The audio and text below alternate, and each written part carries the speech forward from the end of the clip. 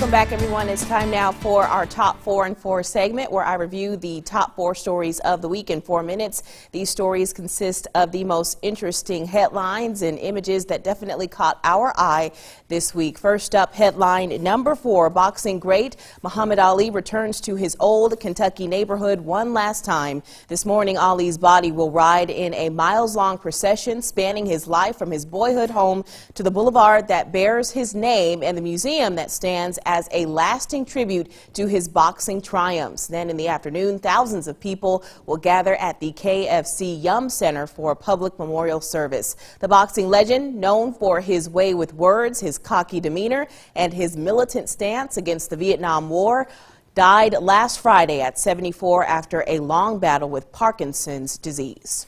Next up, headline number 3, a 6-month jail term for a former Stanford University swimmer convicted of sexually assaulting an unconscious woman is being decried by many as a slap on the wrist. A California judge sentenced Brock Turner to 6 months in county jail and 3 years probation after the woman who was assaulted read the court an emotional statement that has gone viral. The 20-year-old Turner faced a maximum 14 years in state prison.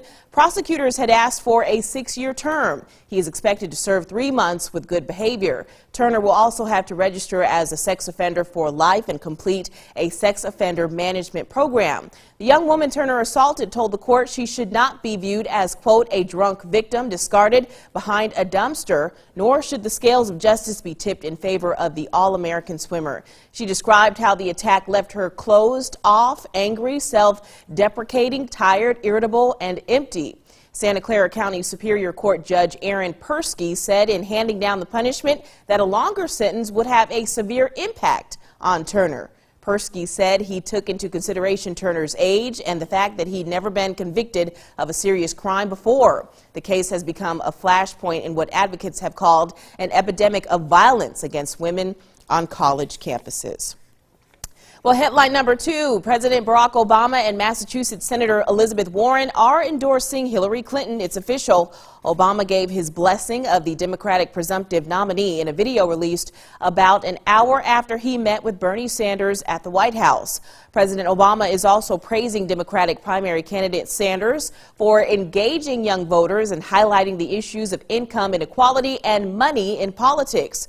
Warren endorsed Clinton during an MSNBC interview. She says she'll work her heart out for Clinton to make sure Donald Trump does not get anywhere close to the White House. At his campaign rally outside RFK Stadium, Bernie Sanders didn't mention Clinton, and he didn't repeat his calls to persuade superdelegates to support him, nor did he talk about plans for a contested convention in Philadelphia. Democrats are weary that divisions that emerged between Clinton and Sanders during the primaries might spill out during next month's Democratic National Convention. Well, last but certainly not least, headline number 1. I think it's common knowledge that Americans are divided on a lot of issues facing our nation, but a new Associated Press study is showing Americans are agreeing on one thing: they are disgusted with politics.